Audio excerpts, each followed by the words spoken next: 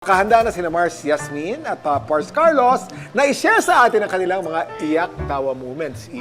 Okay, so simulan muna natin kay... Carlos. Okay, Carlos, let's see. Uh. Ayun, oh. Wow. Ikaw yan? Ayan kasi. Jim Pamor. Okay, so anong iyak-tawa moment mo dito? Lalakad pa lang ako, as hindi pa ako nag-weights, kukunin ko pa lang yung strap ko, nadulas ako. Pagdulas ko, tatawa sana si girlfriend. Kaso pagtingin niya sa akin, nakita niya tumutuloy yung dugo.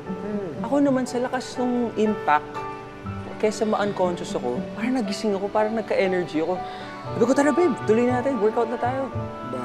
Tapos pagharap ko sa lamin, 3 na yung kilay ko dito. Tapos ito, nakaganon. Bisaklat. Oh. Ano nangyari? Saan ka tumama? Nag-faceplant ako. Faceplant.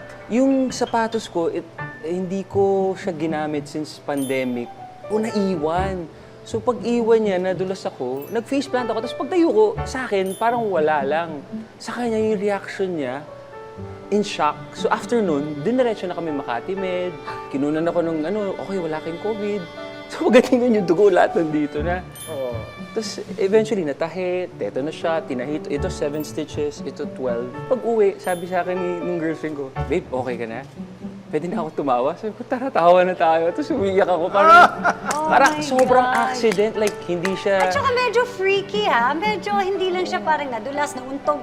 Talagang Faceplant. faceplant. Wasak yung mukha kasi 12 stitches, 7. Ang punchline, before ako pumunta doon, may blood, di ba? Tapos yung skin, kita mo yung parang medyo buto Yung dito. flap.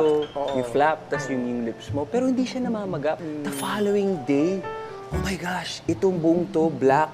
Tapos ito, yellow. Tapos mukha akong alien. So, magtitignan ko yung photos, nakakatawa siya. Pero nung time na yun, alam mo yung hiyang-hiya ka, naiyak. Kasi parang accident or stupidity or hindi ko na alam kung ano nangyari. Basta freak accident. So, yung nakakatawa doon is, sabi po ng girlfriend ko, babe, okay ka na? Like, wala. Pwede nang tumawa. So, paalam pa siya kasi ayaw niya ma-hurt yung feelings ko. Pati kasi ang ironic na nasa gym kayo, kung saan kayo nagpapalakas, gusto niyo... Tapos doon pa na-injured. Tapos ganun pa, mukha pa na parang, grabe. Anyway, thank you for Okay. sharing that. Yun lang. Ingat po Okay. tayo. So, ang next naman na magbibigay ng iyak-tawa moment niya is Yasmin. Yes. Yes?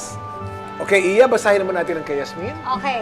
Ay, wow, emote. Sabi, nang dahil sa GIS, level 100 ang stress. Sakit ulo po, sa Kailangan na kaganyan. i-rhyme ang GS at stress. Yeah. Nung mga panahon na yon, nagkipit kami talaga sa money nung Okay. time na yon, Yeah. bago ako mag-artista. So, ang baon ko in a day, 10 pesos lang. So anyways, one morning, punta ako sa school, na-hold up ako sa jeep. So anyways, kinuha yung wallet ko na 10 pesos, yung dating 10 pesos, di ba? May Apolinario Oo, money. yung color brown. May Brown. papel pa siya.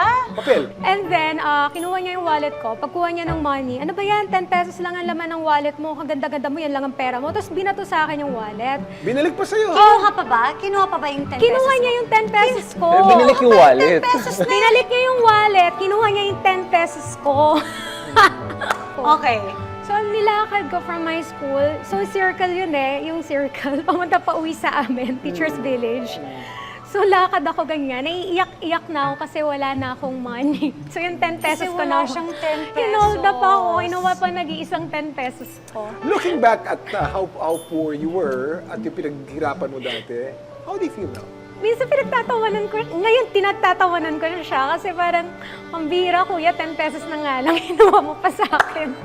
Parang gusto ko lang alalahanin na parang, minsan naiisip ko yan, tapos naging thankful ako kay Lord na nare-realize ko na sobrang blessed ako now. Thank you, guys. Nakakatawa yung story na yon. Sobra.